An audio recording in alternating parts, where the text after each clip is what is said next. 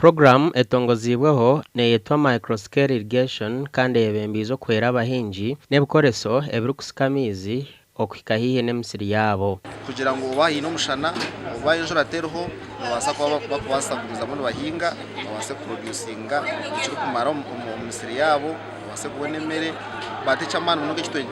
kitwebemeze no kugira ngo babase producinga ibintu bingi birireyo bazo mu katare babase gukora hasente. Mathias Byamkama orukure by'obuhingi n'oburiso mu district ya Kanungu najangwe encourage netana n'ezinde zitwire nezejo nisubo mu Kanungu okushikera emisiri ahabo kuba nehwera omuhingi nk'omuntu ategisire n'abandi kandi program z'izinde za irrigation test no mu Kanungu zibere supporting aka groups mwene gigenderere ku supportinga individual farmers abo kubasa kwa bini itaka kubasa kwingana kufika 2.5 acres ibishaka bero n'ecweka kandi bine n'amizi mu itaka ryabo nanga bakubasa Agacencwire bakagasinde kaga kahika umusiri yabo aho kwa bine system yebaleta irtrack system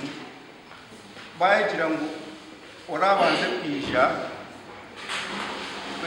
kwereka ngo inechetengo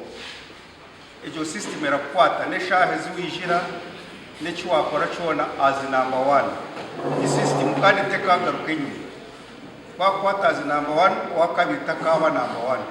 Ambrose Amanyere mwesije RDC wa Kanungu atangirire encourage kandi yashaba bebembezi okwatanisa okutungura technology omur Kanungu. If you don't embrace technology in agriculture practice, wastage of time, we shall keep in subsistence. But with this, come rain or shine, we are able to continue working.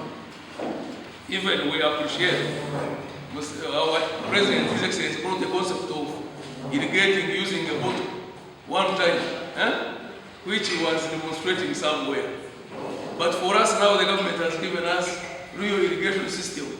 which would have the sprinkler systems that can deliver this water to the crops or the plants where we want the water to go. Aba ministry nabajangu baza kwera abahingi okukora ebiribyo chwere project age okuhangara bintu bya kushango inamizi gawe tutandisira kunkaga mizi nabo gasheme kwaga within